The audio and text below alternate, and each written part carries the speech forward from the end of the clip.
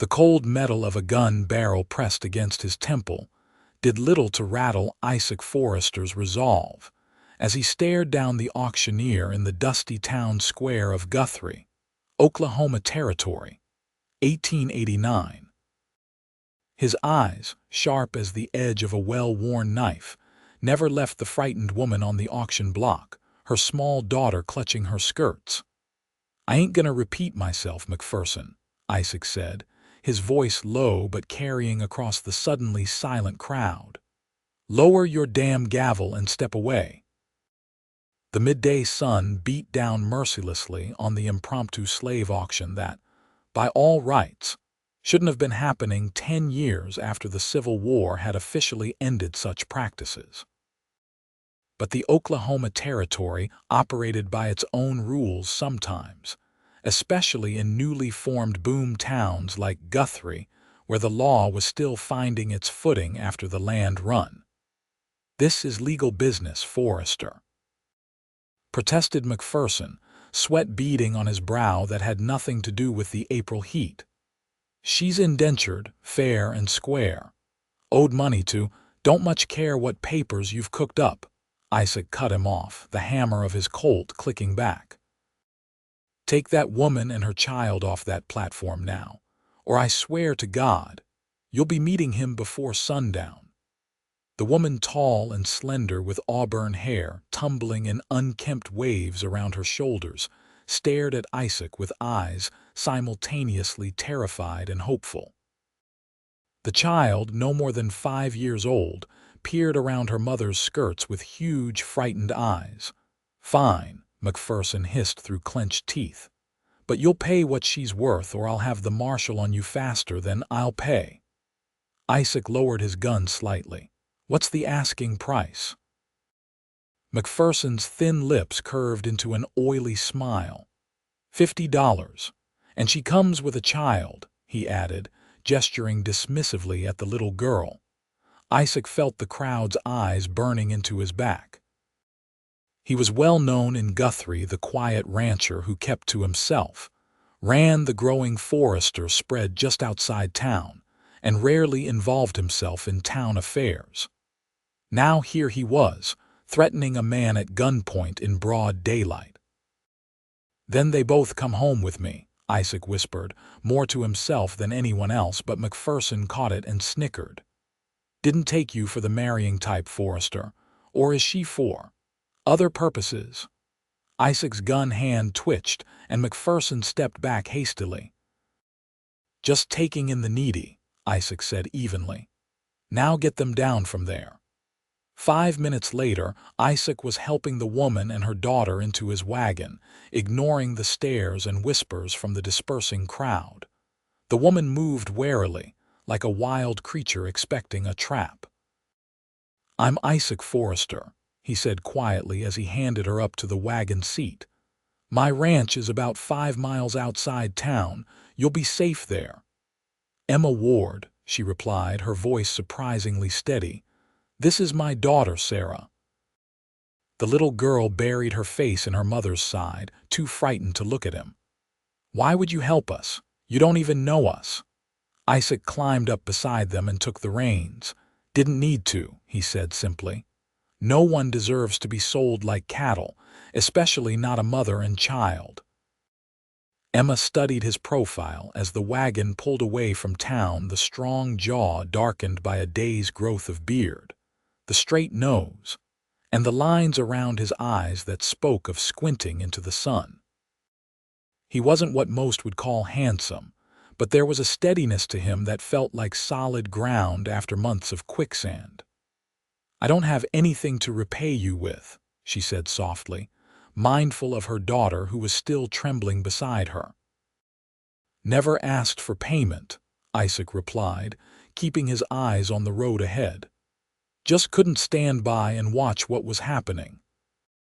As the wagon rattled along the rutted road leading west from Guthrie, Emma felt something unfurl inside her chest, something that felt dangerously like hope, an emotion she'd carefully packed away 2 years ago when her husband died and left her with nothing but debts and a baby to raise. "Mr. Forrester," Isaac, he corrected gently. Isaac. His name felt foreign on her tongue. I need to know what. What will be expected of me at your ranch? He gave her a quick, sidelong glance. Nothing you don't want to give, Mrs. Ward. I've got a spare room in the main house for you and your daughter. Once you're settled, we can talk about what comes next. But right now, all that's expected is for you to rest and get your bearings. Emma nodded, unsure whether to believe him but too exhausted to question further. Sarah's small hand crept into hers, and Emma squeezed it reassuringly. Whatever lay ahead at the Forrester ranch couldn't possibly be worse than what they'd just escaped. Thank you, she whispered, not even sure if he heard her over the creak of the wagon wheels and the steady clop of the horse's hooves, but he had. Isaac's hands tightened imperceptibly on the reins as he guided the team forward toward home. No need for thanks, he murmured. Just doing what needed doing. The land opened up before them, rolling grasslands dotted with stands of oak and cottonwood trees, stretching toward distant hills hazed blue in the afternoon light.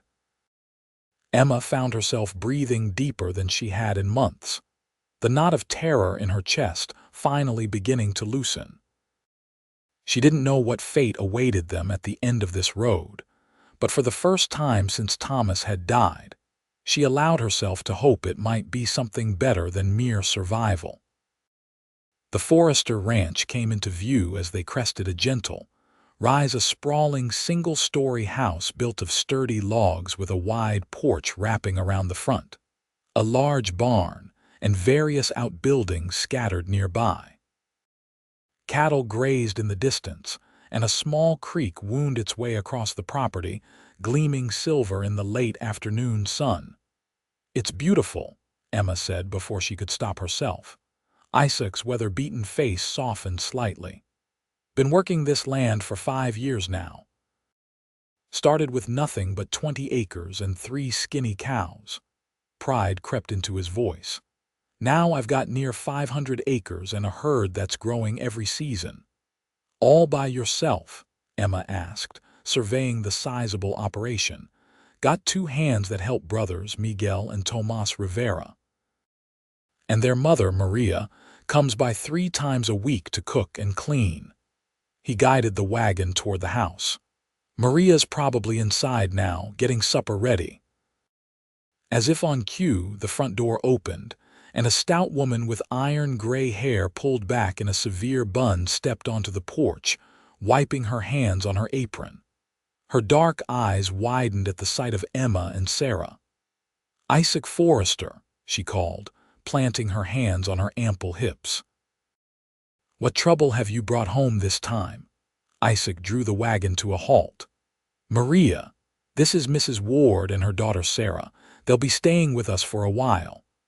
Maria's shrewd gaze took in Emma's worn dress, the dark circles under her eyes and the frightened child clutching her side.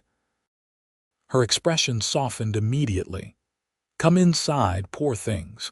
You look half-starved. She shot Isaac a look that promised a thorough questioning later. I've made beef stew and corn bread. Emma helped Sarah down from the wagon, her legs unsteady after the long ride.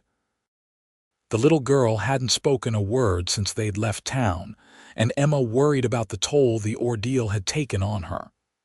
Thank you for your kindness, Mrs. Rivera, Emma said. Just Maria, the older woman corrected, guiding them toward the house. Any friend of Isaac's is welcome here. We're not exactly friends, Emma began, but Maria waved her explanation away. If he brought you home, your family now, that's how it works with Isaac. Inside, the house was surprisingly comfortable, clean pine floors covered with woven rugs, solid furniture that showed signs of use but was well maintained, and a large stone fireplace dominating the main room. The smell of cooking filled the air, making Emma's stomach growl audibly. When did you last eat? Maria asked, frowning. Emma hesitated, unwilling to admit it had been over a day. We're just a bit hungry, she said instead. Maria clicked her tongue disapprovingly and led them to a round oak table set near a large window. "Sit, eat, then we talk." The next hour passed in a blur of hot stew, fresh bread, and cold milk that brought a faint smile to Sarah's pale face.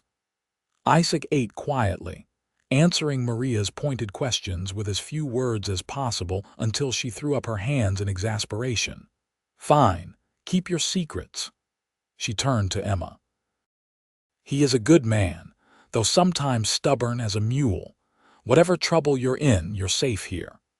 After the meal, Maria showed Emma to a small but clean bedroom with a connecting door to an even smaller room that held a narrow bed just right for Sarah. "Rest now," Maria instructed. "Tomorrow is soon enough for everything else." When they were alone, Emma sat on the edge of the bed and gathered Sarah into her arms. "Are you all right, sweetheart?" The little girl nodded against her shoulder. "Is this our new home?" she whispered, her first words since the auction.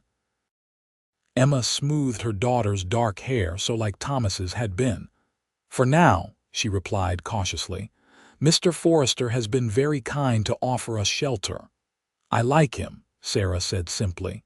"He saved us from the bad man." "Yes, he did," Emma agreed, thinking of Isaac's quiet intensity as he'd faced down McPherson. "But we mustn't impose on his kindness for too long. As soon as I can find work in town—" "Don't want to go back to town," Sarah interrupted, her small body tensing. "The bad man is there." It's all right," Emma soothed, rocking her gently. "We don't have to decide anything tonight. Let's just rest." It didn't take long for Sarah to fall asleep, exhausted by the day's events. Emma tucked her into the small bed, then returned to her own room and stood by the window, looking out at the ranch as twilight settled over the land. In the distance, she could see Isaac in the barnyard, talking with two men she assumed were the Rivera brothers. His stance was relaxed, one boot propped on a fence rail, but there was a watchfulness about him, even at ease, a readiness that spoke of a man accustomed to facing the world on his own terms. What would possess such a man to involve himself in her troubles? And more importantly, what would he expect in return for his protection? A soft knock at her door interrupted her thoughts. She opened it to find Isaac standing awkwardly in the hallway, hat in hand. "Just wanted to check that you have everything you need," he said.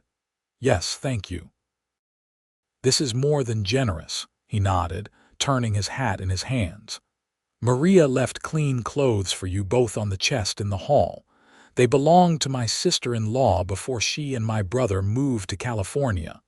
He gestured vaguely toward the front of the house. "Bathrooms off the kitchen. There's hot water if you want to wash up." "Your kindness is overwhelming," Emma said, meaning it, "but I need to understand why you're doing this." Isaac's eyes, a deep blue that reminded her of twilight skies, met hers directly. "What happened today wasn't right.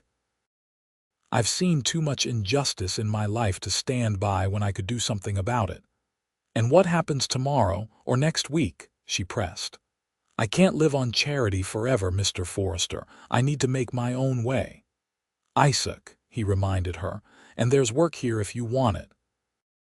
Maria could use help with the house, and I've been thinking of planting a proper vegetable garden come spring." He paused. "Or if you prefer, once things die down in town, I can help you find other arrangements. You do all this for strangers." A shadow crossed his face. "I know what it's like to need help and not get it." He straightened, settling his hat back on his head. "Get some rest, Mrs. Ward. Things will look clearer in the morning." "Emma," she corrected softly. A hint of a smile touched the corner of his mouth. "Emma, then, good night." After he left, Emma sank onto the bed, her mind swirling with questions and possibilities. She didn't know what the future held, but for tonight, at least, she and Sarah were safe. And for now, that would have to be enough. Morning came with the crowing of a rooster and the scent of coffee drifting under her door. Emma woke disoriented.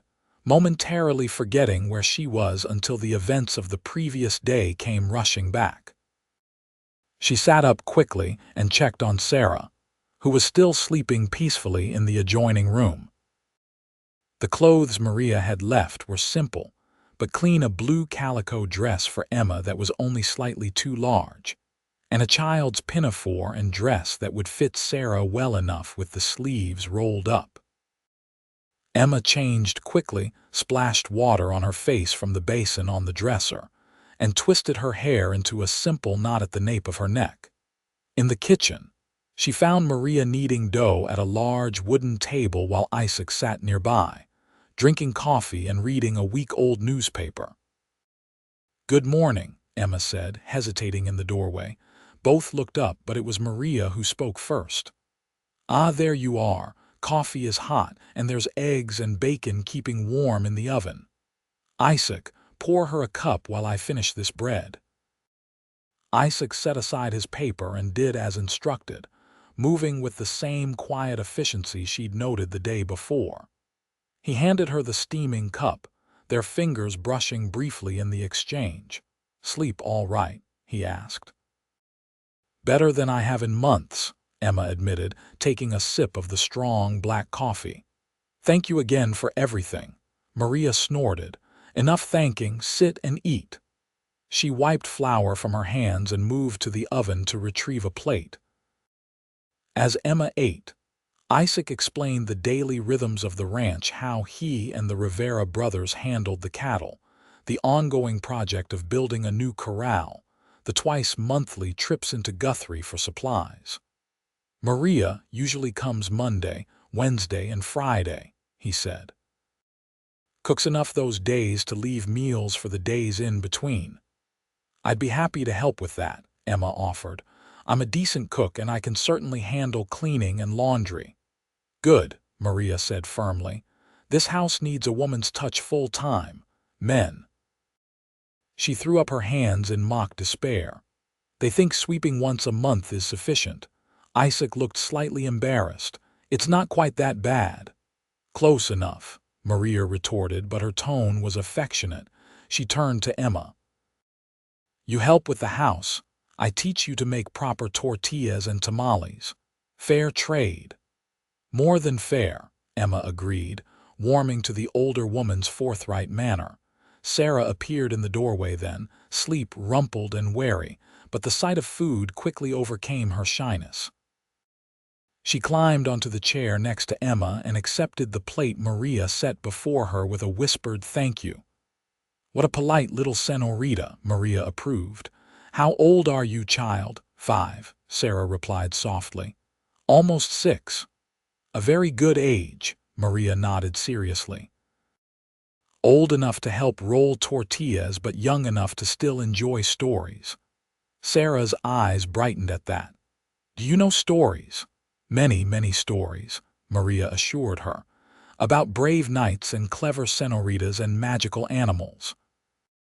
While Sarah ate, captivated by Maria's promise of tales, Isaac leaned closer to Emma and spoke quietly. "I need to ride into town today. McPherson is sure to be spreading his version of events, and I'd rather set things straight with Marshal Parker before rumors get out of hand." Emma paled. "Will there be trouble?" "Nothing I can't handle," Isaac assured her. "But I should explain why I have 2 new residents on my property before someone decides to come looking." "Should I go with you?" Emma asked, though the thought of returning to Guthrie so soon made her stomach knot with anxiety. Isaac shook his head firmly. "Better if you stay here today. Give people time to lose interest." He hesitated, then added, "If you don't mind my asking, how did you end up on that auction block?" Emma glanced at Sarah, but the child was engrossed in Maria's description of a legendary Mexican warrior princess. Still, she lowered her voice when she answered.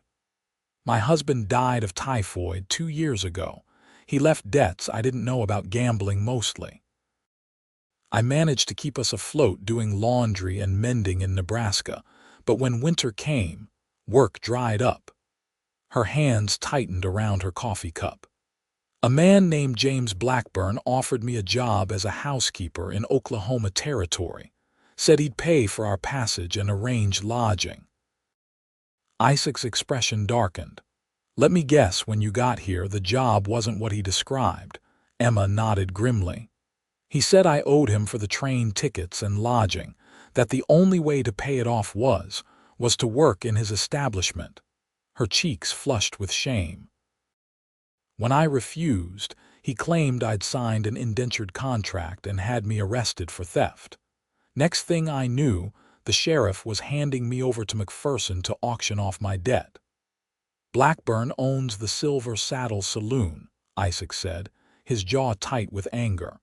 And McPherson is his cousin. They've pulled this scheme before with other women. Marshall Parker has suspected something wasn't right but never had proof. I still don't understand why you intervened, Emma said. Most men would have just looked the other way. Something haunted flickered in Isaac's eyes. I had a sister once. Charlotte. She fell on hard times after her husband was killed in a mining accident. Ended up in a situation not unlike yours. He stared into his coffee cup. By the time I found out and went looking for her, it was too late. She'd taken her own life rather than endure what they were forcing her to do. I'm so sorry, Emma whispered, instinctively reaching out to touch his hand. He looked startled at the contact but didn't pull away. It was a long time ago, but I swore I'd never stand by again if I could help. After a moment, he gently withdrew his hand and stood up. I should get going if I want to be back before dark. The Rivera brothers are out with the herd, but they know you're here. If you need anything, Maria can send one of her nephews to fetch them. We'll be fine, Emma assured him. Please be careful in town. A hint of a smile touched his lips. Always, Em. After he left, Emma joined Maria and Sarah at the table, where Maria was demonstrating how to form small balls of dough for tortillas. He is a good man, Maria said without looking up. But very alone for too long, I think. How long has he been in Oklahoma Territory? Emma asked, picking up a piece of dough and mimicking Maria's deft movements. 5 years on this ranch. Before that, Maria shrugged. He does not speak much of before. I know he fought in the war, the big one, Civil War, and then was some kind of lawman in Kansas. His brother moved to California maybe 8 years ago, and Isaac came here. She glanced at Emma. No wife, no sweetheart that I ever heard of, just work, always work. He mentioned his sister, Emma said hesitantly. Maria crossed herself. Ah, yes, very sad story. He keeps her picture in his room, pretty girl with same blue eyes. She stopped, seeming to remember Sarah's presence. But enough sad talk. Today we make tortillas and clean this house properly, yes. The day passed quickly in a flurry of activity. Emma threw herself into the work, grateful for the distraction from her worries about what was happening in town. She and Maria scrubbed floors, beat rugs, and polished windows until the house fairly gleamed. Sarah trailed after them, helping in small ways and chattering more with each passing hour as her natural resilience reasserted itself. By late afternoon, Maria had to leave to prepare her own family's dinner. My sons are like bears if not fed on time, she explained with an affectionate roll of her eyes. I will come back tomorrow to show you the garden spot Isaac mentioned. Good soil, there will grow fine vegetables. After Maria left, Emma explored the house more thoroughly, struck by its blend of practicality and unexpected touches of refinement. A bookshelf filled with well-worn classics, a surprisingly good piano in the corner of the main room, delicate china cups displayed in a small cabinet. Mama, look. Sarah called from the front porch. Horses coming. Emma hurried outside, shading her eyes against the setting sun. Relief washed through her at the sight of Isaac's tall figure on horseback, accompanied by 2 other riders who must be the Rivera brothers. As they drew closer, she could see that Isaac's expression was grim, and a bruise was darkening along his jaw. "What happened?" she asked as soon as he dismounted. "Nothing unexpected," he replied, handing his reins to one of the brothers, a stocky young man with a friendly face who tipped his hat to Emma before leading the horses toward the barn. "You're hurt," she persisted. "Just a disagreement with Blackburn's bartender," Isaac said dismissively, but his eyes were troubled. "Marshal Parker wants to speak with you tomorrow to get your statement about Blackburn's scheme. He's willing to come out here if you're not comfortable going into town." Emma nodded, relieved that she wouldn't have to face Guthrie so soon. "Of course, whatever helps put an end to what they're doing." Isaac hesitated, then added, "There's something else you should know. Blackburn was claiming you stole money from him before you ran off." "It's nonsense, of course, but he's stirring up trouble." Fear crawled up Emma's spine. "He won't just let this go, will he?" "No," Isaac admitted, "but you're not alone anymore, remember that." The remaining Rivera brother approached, taller and leaner than his brother, with the same open countenance. "Boss, we should check that south fence before full dark. Miguel thought he saw a break when we rode past." "I'll be right there, Tomas," Isaac agreed. He turned back to Emma. "There's stew from yesterday in the kitchen. I'll be in after we check the fence." Emma watched them walk toward the barn, struck by the easy camaraderie between the three men. For all his solitary nature, Isaac seemed to inspire genuine loyalty in those around him. "Is Mr. Isaac going to be our new papa?" Sarah asked suddenly, her small hand slipping into Emma's. Emma looked down at her daughter in surprise. "No, sweetheart, he's just helping us until we get on our feet again." Sarah considered this, her brow furrowed in thought. "But he's nice. And he doesn't have a little girl. Maybe he wants one." "It doesn't work that way," Emma said gently, leading Sarah back into the house. "Come help me warm up the stew." Later, after Sarah was tucked into bed with a story about the warrior Princess Maria had described that morning, Emma sat in the main room darning a tear in one of Sarah's dresses by the light of a kerosene lamp. The house creaked and settled around her, oddly comforting after months of noisy boarding houses and cramped rooms. She heard the front door open and close, then Isaac's footsteps crossing to the kitchen. A moment later he appeared in the doorway, looking weary but less tense than when he'd arrived. "Fences mended," he said, settling into a chair across from her. "Everything all right here, peaceful," Emma replied. "Sarah's already asleep. She wore herself out helping Maria clean today." A faint smile crossed Isaac's face. "Maria mentioned she's a good helper, said she has a knack for tortilla making too." "She's always been quick to learn," Emma said, unable to keep the pride from her voice. "Even before." She trailed off, the familiar grief catching in her throat. "Before her father died," Isaac finished gently. Emma nodded, focusing on her mending. "Thomas was a good man. Not always practical, he dreamed big, and sometimes those dreams got us into trouble, but he adored Sarah. His death hit her hard." "Children are resilient," Isaac observed. "She seems to be bouncing back well." "She is, though sometimes I worry." Emma hesitated, then set aside her sewing and looked directly at Isaac. "I need to know how much danger we're still in. If Blackburn is accusing me of theft, Marshal Parker doesn't believe him," Isaac interrupted firmly. "And once he has your statement about what really happened, he'll have enough to start an official investigation into Blackburn and McPherson's operation. But until then," Isaac leaned forward, his forearms resting on his knees. "Until then, you stay here where it's safe. I've asked the Rivera brothers to keep an eye out for strangers, and I've got a spare shotgun you can keep by your bed if it would make you feel better." The thought of needing a gun was terrifying, but Emma appreciated his frankness. "I've never fired a gun before. I can teach you," he offered. "Basic safety at least." "Thank you."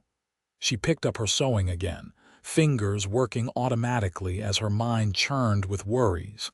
I keep thinking about the other women they must have trapped this way. Not all of them would have had someone step in to help. Parker's thinking the same thing. He's going to wire the authorities in Kansas and Nebraska to see if there's a pattern of women being lured to Oklahoma with promises of respectable work. Isaac's voice hardened. Men like Blackburn deserve to hang for what they do. The vehemence in his tone made Emma look up sharply. Because of your sister, Isaac's jaw tightened. Partly. And because I've seen what happens to women with no options and no protectors in frontier towns, it's not a fate I'd wish on anyone. They sat in silence for a moment, the only sounds the ticking of the mantel clock and the occasional pop from the banked fire in the hearth. I should turn in, Isaac said finally, standing up. Parker will be here mid-morning. Try not to worry too much before then. Easier said than done, Emma replied with a rueful smile, but I'll try. For what it's worth, Isaac added as he paused in the doorway, I think you're braver than you give yourself credit for. Not many would have resisted Blackburn's scheme or survived what you've been through with their spirit intact. Before she could respond to the unexpected compliment, he was gone, his footsteps retreating down the hallway toward his room. Emma remained in the chair for a long time afterward, her sewing forgotten in her lap as she stared into the dying embers of the fire. Brave. She'd never thought of herself that way before. Desperate, perhaps, determined to protect Sarah at all costs, but brave. Maybe, she thought as she finally gathered her mending and headed to bed. Bravery sometimes looked a lot like having no other choice. Marshall Parker arrived the next morning just as Maria was teaching Emma how to make a traditional Mexican egg dish with peppers and tomatoes. He was a tall, lean man with a salt and pepper mustache and the weathered face of someone who'd spent decades in the elements. Mrs. Ward, he greeted her with a respectful tip of his hat. I appreciate your willingness to talk with me today. Of course, Marshall, Emma replied, wiping her hands on her apron. Anything that helps put a stop to what Blackburn and McPherson are doing. Isaac showed the marshal into the main room while Maria took Sarah outside to collect eggs from the henhouse, giving Emma privacy for the difficult conversation ahead. For the next hour, Emma recounted everything from the initial approach in Nebraska, with promises of respectable work to the horrifying moment when she realized she was being sold at auction. Parker took detailed notes, occasionally asking clarifying questions but mostly listening with grim attention. You're not the first, he confirmed when she finished.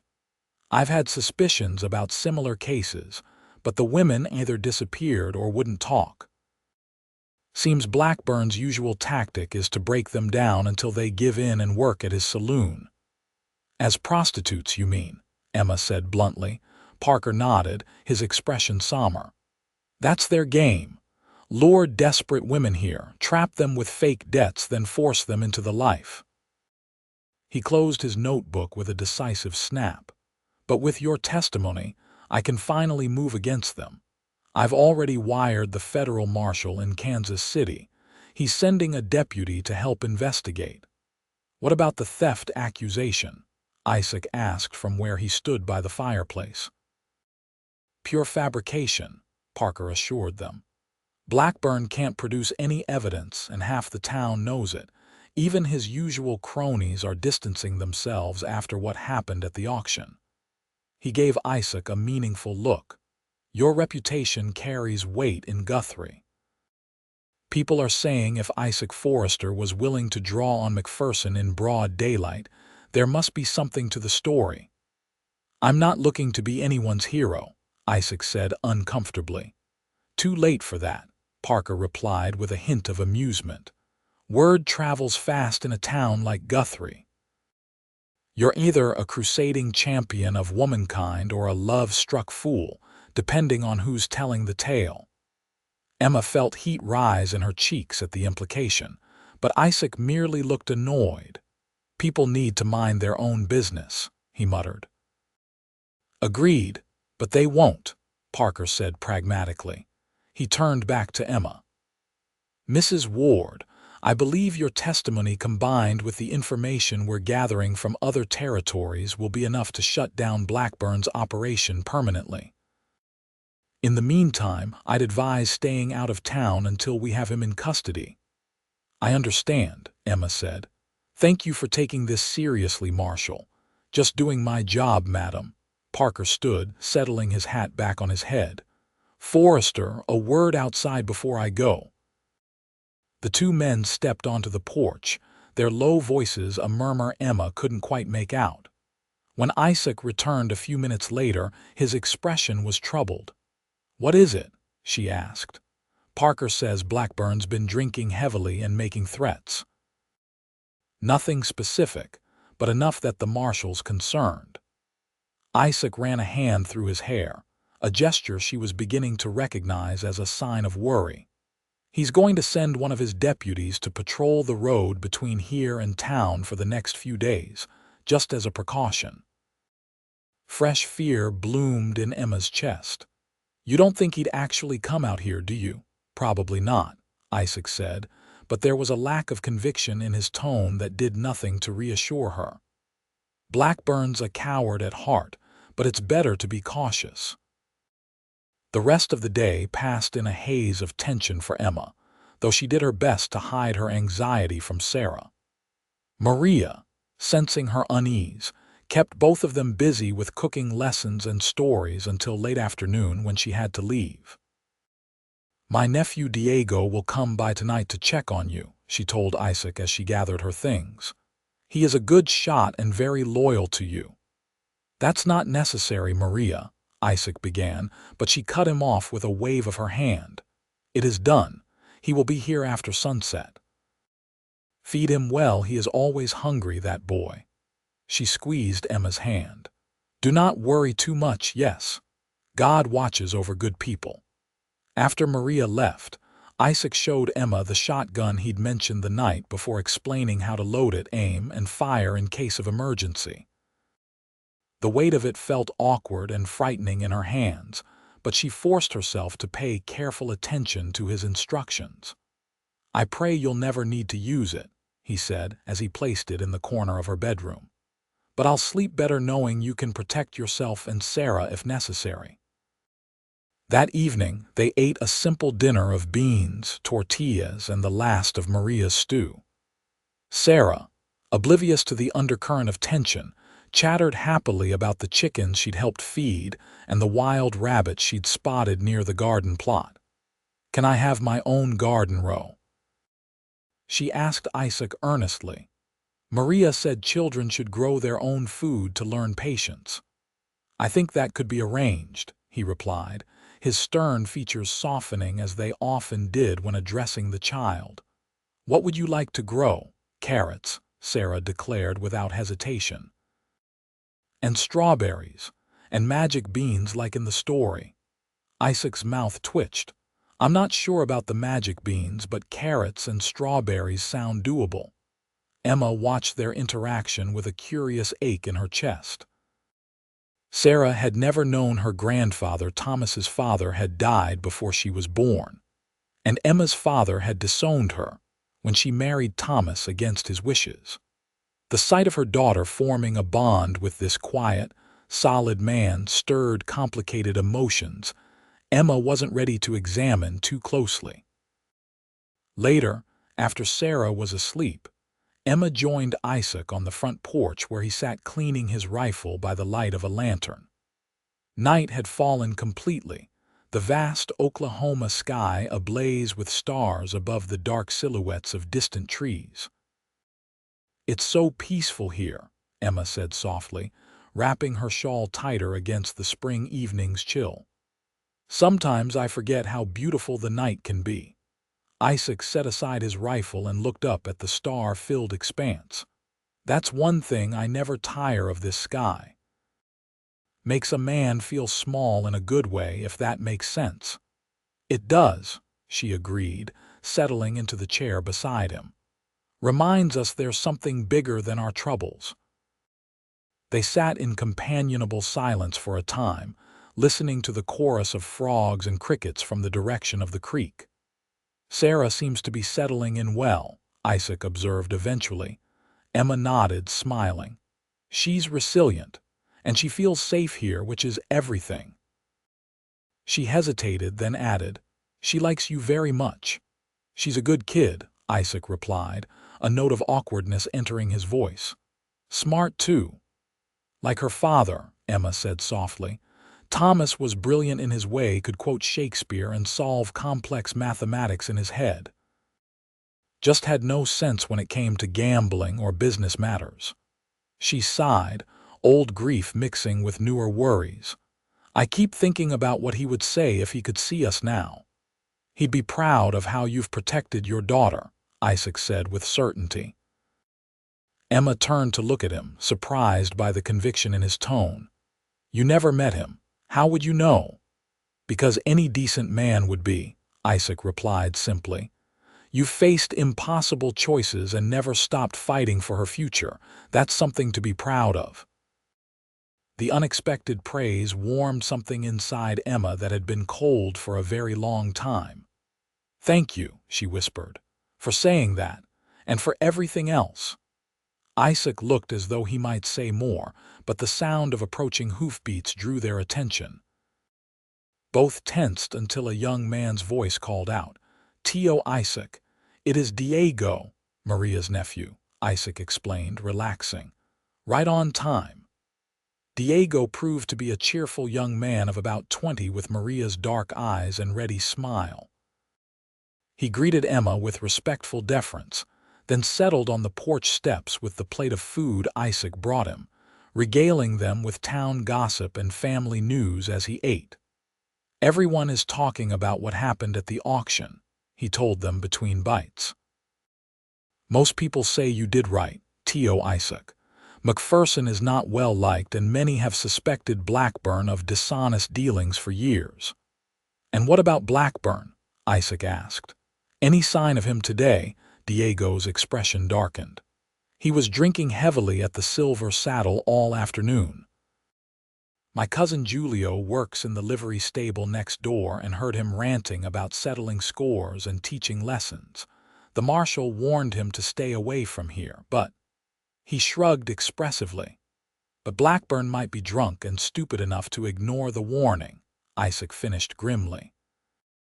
See, Diego agreed. That is why I brought this. He patted the rifle propped against the porch railing. I will keep watch tonight. No one will come near without me knowing. Emma tried to hide her rising fear, but Isaac must have noticed her expression in the lantern light. It's just a precaution, he assured her. Blackburn is all talk, especially when he's drinking. Of course, she replied, forcing a smile she didn't feel. I should check on Sarah and turn in. Good night, gentlemen. Inside her room, Emma found it impossible to sleep. Every creak of the house, every rustle of wind in the trees outside her window sent her heart racing. She checked on Sarah repeatedly, drawing comfort from her daughter's peaceful slumber, untroubled by adult fears. Near midnight, Emma gave up on sleep altogether and sat by her window, gazing out at the moonlit yard. She could just make out Diego's figure as he walked a careful perimeter around the house, rifle at the ready. Beyond him, the land stretched away into darkness, hiding whatever threats might be approaching. A soft knock at her door startled her. Emma, Isaac's voice was barely above a whisper. Are you awake? She opened the door to find him standing in the hallway, fully dressed. I couldn't sleep, she admitted. Neither could I, he said. I was about to make some coffee. Would you like some? They moved quietly to the kitchen, careful not to wake Sarah.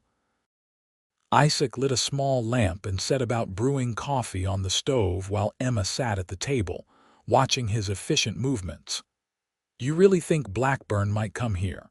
She asked, when he set a steaming cup before her.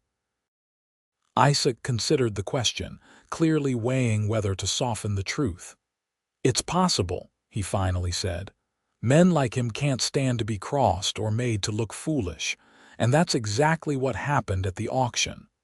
"Because of me," Emma said, guilt gnawing at her.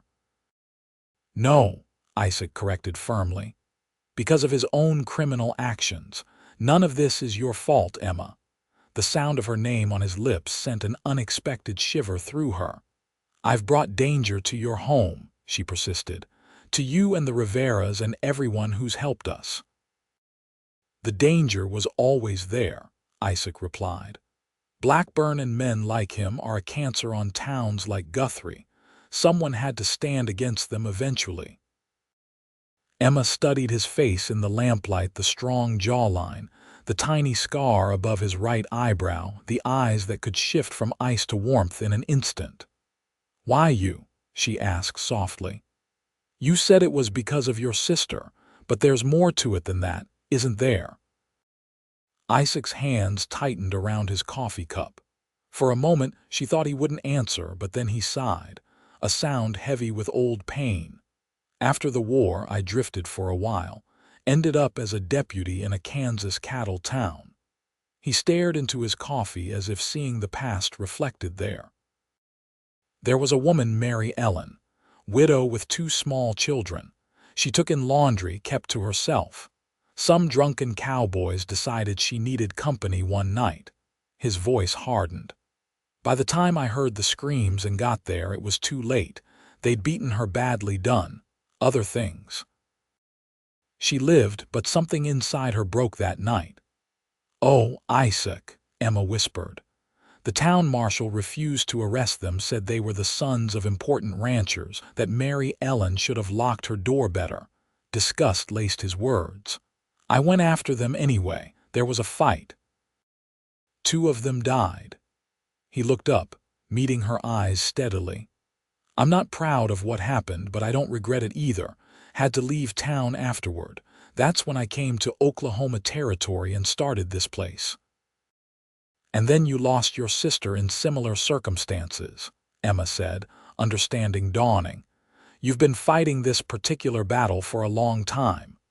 "Too long," he agreed wearily, "and seen too many women pay the price for men's cruelty." Without thinking, Emma reached across the table and took his hand. "What you did for us, for me and Sarah, I don't think I can ever repay that debt." "There is no debt," Isaac said firmly, but he didn't withdraw his hand from hers. "Just do right by that little girl of yours. That's all the payment I need." They sat in silence for a moment, the connection between them humming like a taut wire in the quiet kitchen. Then a sound outside, the whinny of a horse where none should be, shattered the moment. Isaac was on his feet instantly, moving toward the door.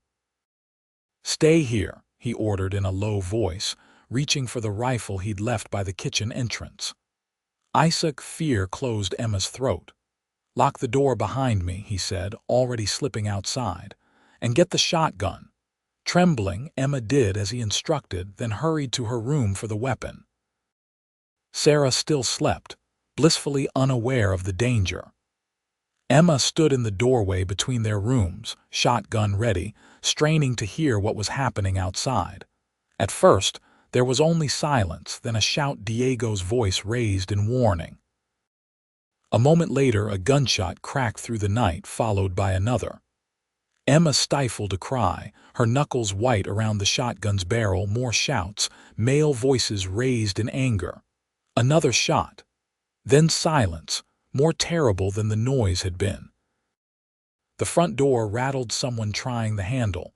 Emma raised the shotgun, finger trembling near the trigger. "Emma," Isaac's voice strained but alive. "It's me. Open up." She hurried to the door, fumbling with the lock with shaking hands. When she finally got it open, Isaac stood there with Diego, both men grimly triumphant but unharmed. "Blackburn?" she asked. "And 2 of his men," Isaac confirmed, stepping inside and closing the door firmly behind them. "They won't be bothering anyone else ever again. Dead." Emma whispered, horrified despite her fear of the man. Isaac shook his head. "Wounded. Parker was right behind them. Seems he suspected Blackburn might try something tonight and followed at a distance. He's taking them back to town now. Relief made Emma's knees buckle. Isaac caught her arm, steadying her, his touch gentle despite the violence of the night. "It's over," he said softly. "Truly over. Parker says with this attempted attack and your testimony, Blackburn will be going to prison for a very long time."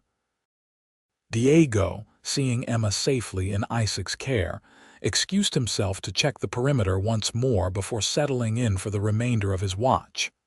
When he was gone, Emma let the tears she'd been holding back spill over.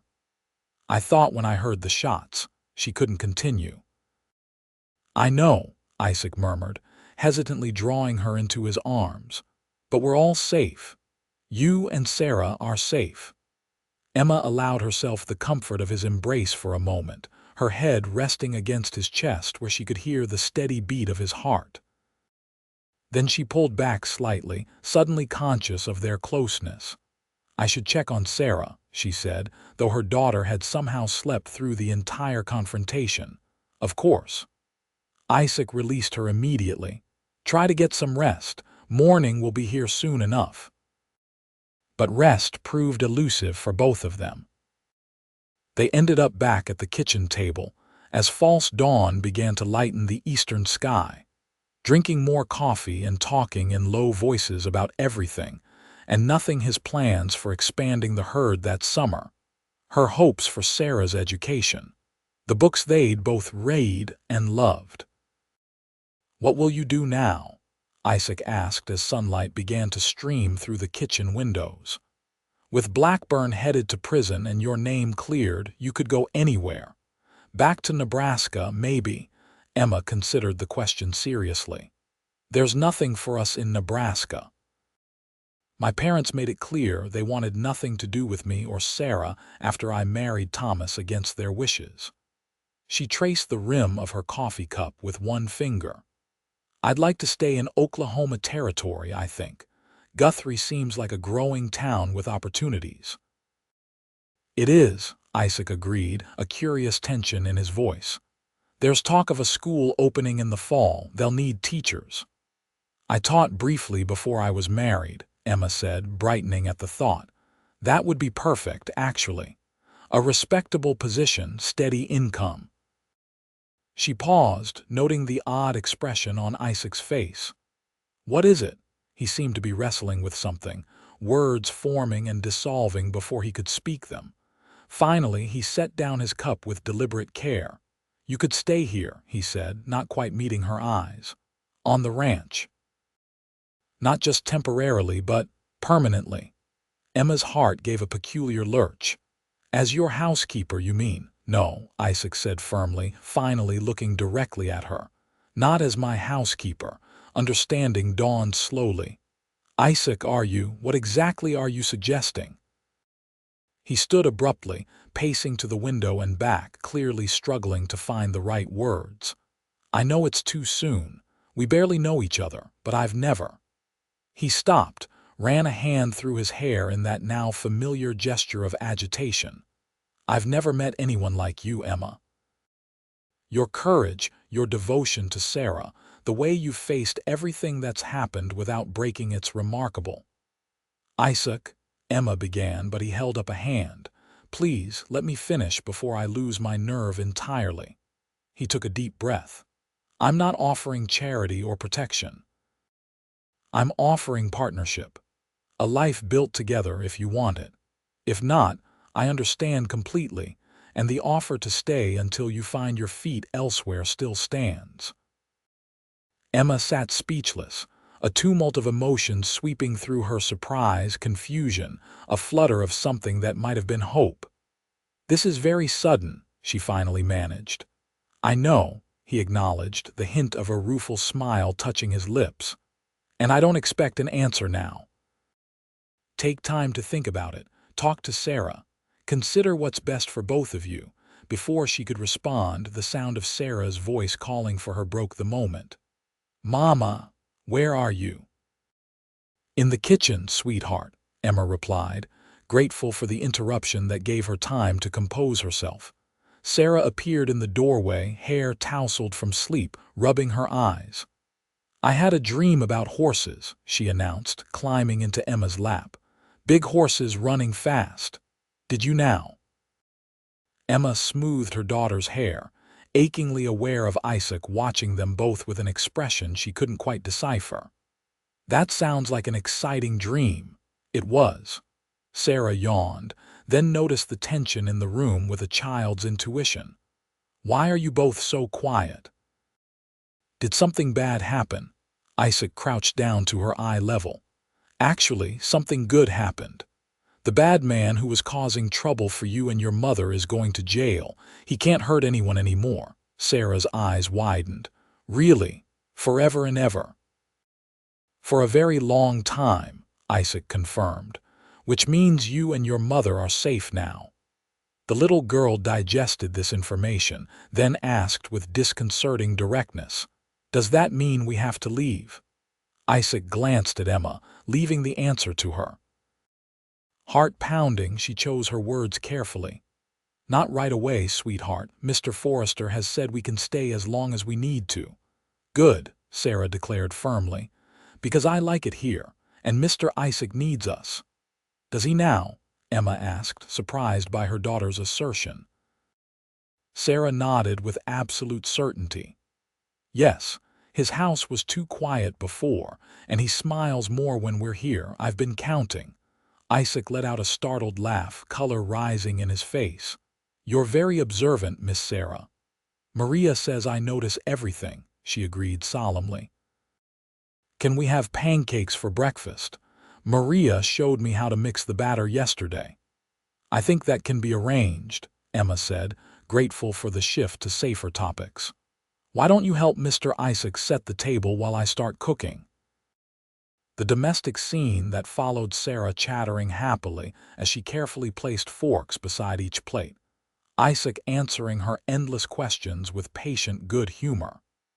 Emma flipping pancakes at the stove felt both strange and oddly familiar, as if they'd been doing this dance for years instead of days. By mid-morning, Marshal Parker returned with news that Blackburn and his men were safely locked up in the Guthrie jail, with federal charges pending.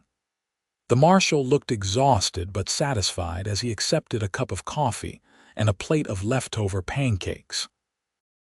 "Those men won't see freedom for many years, if ever," he assured them. "And McPherson's already singing like a canary, trying to save his own hide by giving up details of their operation. Seems they've been running this scheme across 3 territories. What about the other women?" Emma asked, the question that had been weighing on her since she first understood what had nearly happened to her. Parker's expression sobered. "We're working on tracking them down. Some ended up in Blackburn's saloon, others were sold to similar establishments in other towns. It's going to take time, but we'll find as many as we can." "If there's anything I can do to help," Emma began. "Your testimony was help enough," Parker assured her. "Best thing you can do now is build a good life for yourself and that little girl of yours." He glanced between her and Isaac with knowing eyes. "Seems you might be off to a good start in that department already." Emma felt her cheeks warm but didn't contradict him. The possibility Isaac had raised that morning still hummed in the back of her mind, too new and startling to fully examine in the light of day. After Parker left, the day settled into a quiet routine. The Rivera brothers arrived to report that the cattle were grazing peacefully in the south pasture, and Maria appeared shortly after noon, laden with fresh bread and bubbling with curiosity about the night's excitement. "Diego told me everything," she declared as she bustled into the kitchen. "So dramatic, like something from a novel." She studied Emma's face with shrewd eyes. "You look tired, Querida. Did you sleep at all?" "Not much," Emma admitted. "There was too much happening." Maria clicked her tongue sympathetically. "Well, tonight you will sleep like a baby with all your troubles gone." She turned her attention to Isaac, who was just coming in from the barn. And you, Isaac Forrester, did you finally say what needed saying?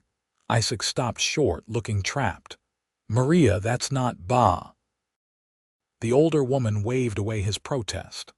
5 years I have watched you work yourself to exhaustion, building this ranch with no one to share it.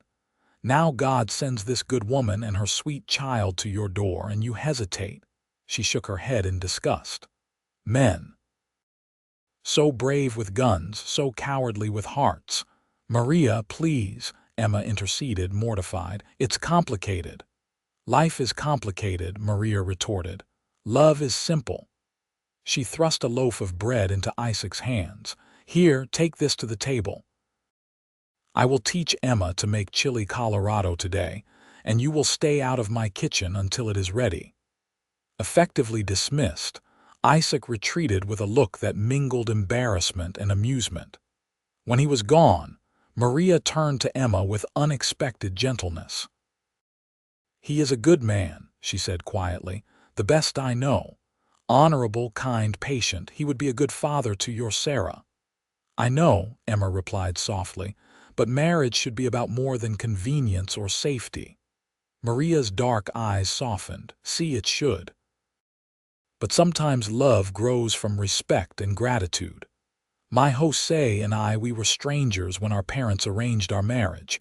I thought my heart would break. Now, she smiled, touching the wedding ring she still wore years after her husband's death. Now I thank God every day for bringing him to me, even if I was too young and foolish to recognize the gift at first. The rest of the day passed in a whirl of cooking lessons and practical discussions about the garden they would plant. Isaac kept his distance, busy with ranch work, giving Emma the space she sensed he understood she needed. By evening, exhaustion from the previous sleepless night caught up with Emma.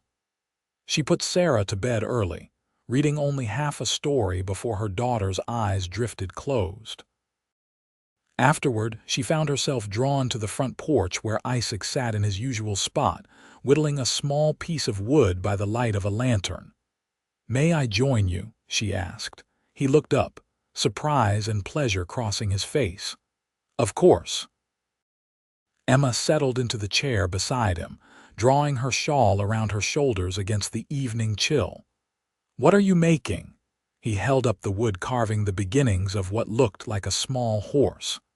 Sarah mentioned she likes horses. Thought she might enjoy having one of her own, even if it's just wooden.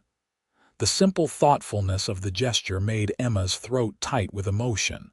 "That's very kind of you." Isaac shrugged, resuming his careful work with the knife. "It passes the time. My father taught me when I was a boy in Pennsylvania." "You never talk about your family," Emma observed. "Besides Charlotte, I mean." "Not much to tell," he replied, but after a moment added, "Father was a blacksmith, honest man, good with his hands. Mother died when I was 12. My brother James and I helped in the smithy until the war came." The knife paused in its steady movement. "James died at Gettysburg. Father passed a few years after the war ended his heart, the doctor said, but I think it was grief that really took him." "I'm so sorry," Emma said softly. "You've lost so many people." "As have you," he pointed out. "Yes." She stared out at the darkness beyond the porch, thinking of Thomas, of the parents who had rejected her, of the life she'd once envisioned that had crumbled to dust. "But I still have Sarah. She's everything to me." "As she should be," Isaac agreed. "Which is why, if my suggestion this morning made you uncomfortable, I want you to forget I ever spoke of it. Your happiness, both of yours, is what matters." Emma turned to look at him, really look at him, in the golden glow of the lantern light. The strong profile, the capable hands that could be gentle with a child or deadly in defense of those he cared about, the underlying decency that had driven him to risk everything for strangers. "It didn't make me uncomfortable," she said carefully. "Just surprised. We've known each other such a short time. I know." He set aside the carving and knife, giving her his full attention. "And if time is what you need, you have it. Weeks, months, however long it takes for you to be certain. There's no rush. And if I were to say yes?" She asked, her heart pounding. "What kind of life are you offering exactly?" "A partnership," he said without hesitation. "This ranch, this home, I'd want you to consider it yours as much as mine. Sarah would have stability, education, room to grow, and I would." He paused, searching for words. "I would do everything in my power to be a good husband to you and a good father to her." "And what of love?" Emma asked, the word feeling strange and daring on her tongue. "Would you expect that?" Isaac met her eyes steadily. "I would hope for it in time. But I would never demand what isn't freely given." The honesty of his answer moved her deeply. "I loved Thomas," she said quietly, "very much. I don't know if I can feel that way again." "I understand," Isaac assured her, "and I would never try to replace his memory in your heart, but perhaps there might be room for something new to grow alongside it." Emma considered his words, weighing them against the realities of her situation, the needs of her daughter, and the unexpected feelings this quiet, steadfast man had begun to stir in her over the past few days. "I can't give you an answer tonight," she finally said. "It's too important a decision to rush, of course." If he was disappointed, he hid it well. "As I said, take all the time you need." They sat in companionable silence for a while longer, listening to the night sounds and watching the stars emerge one by one in the vast Oklahoma sky. When Emma finally rose to go inside, she paused beside his chair. "Thank you," she said softly. "Not just for today or yesterday, but for seeing me, really seeing me when the rest of the world looked right through me." Before she could second-guess herself, she leaned down and pressed a gentle kiss to his cheek, then hurried inside before he could respond. The days that followed took on a rhythm of their own. Emma and Sarah became fully integrated into the daily life of the ranch, helping Maria with meals, learning from Isaac and the Rivera brothers about the care of livestock, and planting the vegetable garden that had been merely a plan before their arrival. True to his word, Isaac gave Emma space to consider his proposal, never pressuring or even mentioning it again. But she caught him watching her sometimes with a look of such quiet longing that it made her breath catch in her throat. Sarah, for her part, blossomed in the stability and safety of ranch life. She followed Isaac around like a second shadow whenever he was working near the house, peppering him with questions that he answered with inexhaustible patience. To Emma's surprise, he seemed to genuinely enjoy the child's company, often bringing her small treasures from his work around the property, an unusually shaped stone, a hawk's feather, once even a tiny turtle he'd found by the creek. A week after the confrontation with Blackburn, Marshal Parker returned with news that federal marshals had raided similar operations in 2 other territories based on information from McPherson. Several women had been rescued from conditions of virtual slavery. "Thought you'd want to know," he told Emma as they sat in Isaac's kitchen. "What you endured led to others being saved." "I'm glad," Emma said sincerely. "What will happen to the women? Some have family they can return to, others." Parker hesitated. "Well, they don't have many options. We're trying to find respectable placements for them as housekeepers or companions to elderly ladies, that sort of thing." Emma exchanged a glance with Isaac, a silent communication passing between them that felt as natural as breathing. "If any of them need temporary sanctuary while they decide what to do next, we have room here," she said. Isaac nodded in agreement. "The offer stands as long as necessary." Parker looked between them with a knowing smile. "Generous of you both, I'll keep it in mind." He set down his coffee cup. "I should be going. Just wanted to let you know that you're welcome back in town anytime, Mrs. Ward. Your name's been fully cleared." After the marshal left, Emma found herself standing in the doorway of what had become, almost without her noticing, her home. Sarah was in the yard, solemnly helping Isaac repair a chicken coop, her small hands holding nails while he hammered. The sight filled Emma with a warmth that spread from her chest to the tips of her fingers. "He's good with her," Maria observed, appearing beside Emma with a basket of freshly harvested greens, "and she adores him." "Yes," Emma agreed softly. "They've bonded quickly." "Children know," Maria said with the certainty of long experience. "They see what is in a person's heart better than we adults do with all our fears and doubts." She patted Emma's arm. "The table is set for dinner. I must go home now to feed my own hungry men." Left alone, Emma continued to watch the scene in the yard. Isaac had given Sarah a small hammer of her own and was guiding her hand as she attempted to drive in a nail. When she succeeded, his smile of pride matched her delighted laugh. Something shifted in Emma's heart at the sight, a loosening, a softening, a recognition of what had been growing inside her since the moment Isaac had stood against injustice for a woman he didn't even know. That evening, after Sarah was asleep, Emma joined Isaac on the porch as had become their custom. The wooden horse he'd been carving was finished now, sanded smooth and waiting on Sarah's pillow as a surprise for morning. "Marshall Parker seemed pleased with how things turned out," Emma remarked, settling into her chair. "He's a good man," Isaac agreed. "Does his best in a difficult job." "He thinks we're already married," Emma said, watching Isaac's profile carefully. "Or as good as." Isaac turned to her, a question in his eyes. "Does that bother you?" "No," she said honestly. "I realize today that in many ways we've been living as a family this past week, and it feels right." She took a deep breath. "Sarah asked me yesterday if you were going to be her new papa." "She did." Isaac looked startled, then concerned. "What did you tell her?" "That I didn't know yet, that it was a grown-up decision we hadn't made." Emma twisted her hands in her lap. "She said she hoped you would be, because you make me smile and you tell the best stories and you know how to fix things that are broken." A tender expression crossed Isaac's face. "Smart girl." "Yes," Emma agreed. "She is."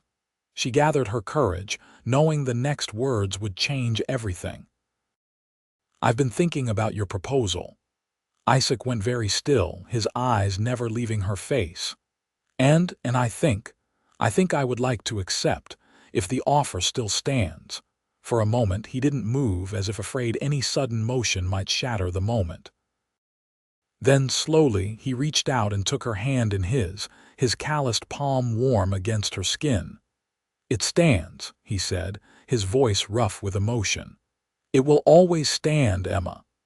I can't promise that what I feel now will be the same as what I felt for Thomas," she cautioned. "But I care for you deeply, Isaac. I respect you. I trust you with my life and with Sarah's. And I believe that with time, those feelings could grow into something even stronger. That's all I ask," Isaac said softly. "A chance to build something together day by day." His thumb traced gentle circles on the back of her hand. "May I kiss you, Emma?" The question, so respectful of her boundaries, so characteristic of the man himself, brought tears to her eyes. "Yes," she whispered. He leaned forward, one hand coming up to cradle her cheek with infinite tenderness. His lips met hers in a kiss that was gentle at first, then deeper as she responded, her hands coming up to rest on his shoulders. When they finally broke apart, both slightly breathless, Isaac rested his forehead against hers. "I never thought I'd find this," he murmured. "After everything." "I'd given up hope." "So had I," Emma admitted. "But here we are." "Here we are," he agreed, wonder in his voice.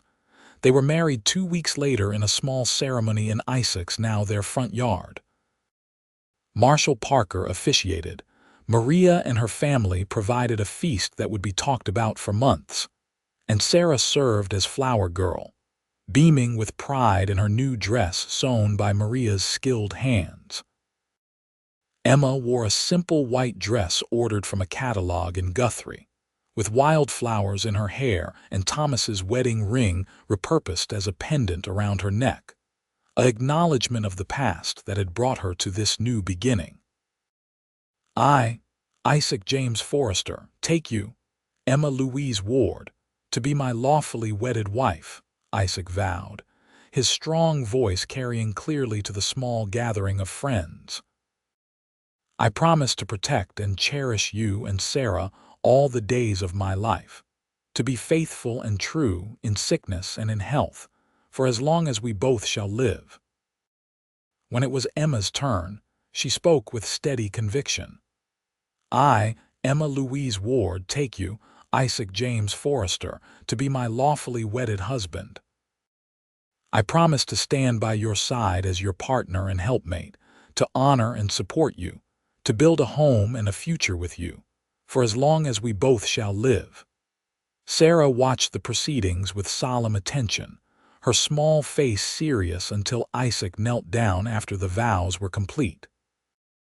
I have promises for you too, Sarah, he said, taking her tiny hands in his.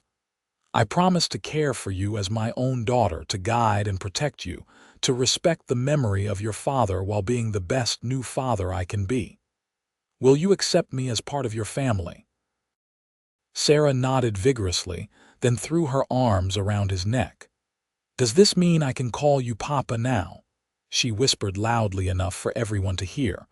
Laughter and a few tears rippled through the gathering as Isaac hugged her close. Nothing would make me prouder, he assured her. The celebration lasted well into the evening, with music provided by Diego and his cousins, dancing on the packed earth of the yard, and enough food to feed twice their number. As twilight fell, lanterns were lit, casting a golden glow over the scene. Emma found herself watching her new husband as he showed Sarah how to dance, the little girl standing on his boots as he guided her in a simple two-step. The sight filled her with a happiness so complete it almost frightened her. You made a good choice, Maria said, appearing at her side with a cup of lemonade. Both of you. I believe we did, Emma agreed, accepting the cool drink gratefully. He will be a good father, Maria continued, nodding toward Isaac and Sarah. And a good husband too, I think. I have no doubts on either count, Emma said, though I still marvel sometimes at how quickly everything has changed. A month ago, I was desperate and afraid, with no hope for the future. God works in mysterious ways, Maria said with the serene confidence of the deeply faithful. He brought you to the auction block on the very day Isaac was in town. Not coincidence, I think. Emma wasn't sure if she believed in such divine orchestration, but she couldn't deny the extraordinary chain of events that had led her here, to this moment, surrounded by new friends who had quickly become like family. Later that night, after the guests had departed and Sarah was asleep in what was now officially her room, Emma stood in the bedroom she would share with Isaac, her heart pounding with anticipation and a touch of nervousness. A soft knock preceded his entrance. He'd given her time alone to prepare, his consideration extending even to this most intimate aspect of their new relationship. Are you all right? He asked, closing the door quietly behind him. Emma nodded, suddenly shy despite the comfort they'd developed in each other's company. Just. It's been a long time. Understanding crossed his face. We don't have to rush anything, Emma. We have all the time in the world. His patience touched her deeply, as did the evident desire in his eyes that he was careful to keep in check for her sake. She crossed the room to where he stood and placed her hands on his chest, feeling the steady beat of his heart beneath her palms. I want to be your wife in every way, Isaac, she said softly. I'm just asking for a little patience as we learn each other. Patience I have in abundance, he assured her, his hands coming up to cradle her face with exquisite gentleness. And nothing but time to spend it. Their first coming together as husband and wife was tender and unhurried, each touch a discovery, each kiss a question and answer. Emma found herself responding to Isaac's careful attentions with increasing abandon, her body remembering pleasures she'd thought lost forever while discovering new ones unique to this man, this marriage. Afterward, lying in the circle of his arms with her head pillowed on his chest, Emma felt a profound sense of rightness settle over her. This was where she belonged, where Sarah belonged. The journey that had brought them here had been painful and frightening, but the destination was worth every step. "What are you thinking?" Isaac murmured, his fingers tracing lazy patterns on her bare shoulder. "That I'm happy," she replied honestly. "Truly happy in a way I didn't think possible again." He pressed a kiss to the top of her head. "That's all I want for you, for both of you." "And for yourself?" she asked, tilting her face up to see his expression. "I have everything I could ever want right here," he said simply. As summer gave way to fall, the Forrester ranch thrived under the care of its expanded family. The vegetable garden yielded a bounty that kept Maria busy teaching Emma the art of canning and preserving. Isaac's cattle herd grew, as did his reputation as one of the most prosperous and fair-minded ranchers in the territory. Sarah started school in Guthrie that September, riding in with Isaac or the Rivera brothers when they went to town for supplies, and quickly becoming a favorite of her teacher for her quick mind and eager questions. Emma found her own place in the community as well, joining the newly formed Ladies' Aid Society that worked to improve conditions for women and children in the territory.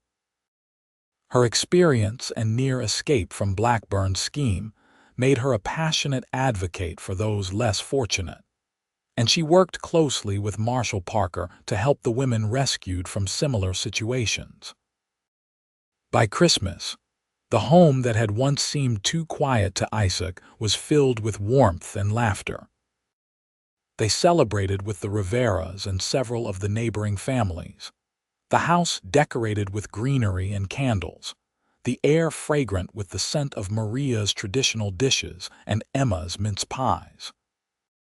Sarah, now 6 and growing like a weed, received the pony she'd been not so subtly hinting about for months, a gentle dun mare that Isaac had been secretly training for her since October. Her squeal of delight when he led the animal into the yard on Christmas morning was a gift in itself. Later that night, after the celebrations were over and Sarah was asleep amid her new treasures, Isaac and Emma sat before the fire in the main room, his arm around her shoulders as she leaned against him. "Happy?" he asked, a question that had become something of a ritual between them. "Very," she replied, turning to kiss him softly.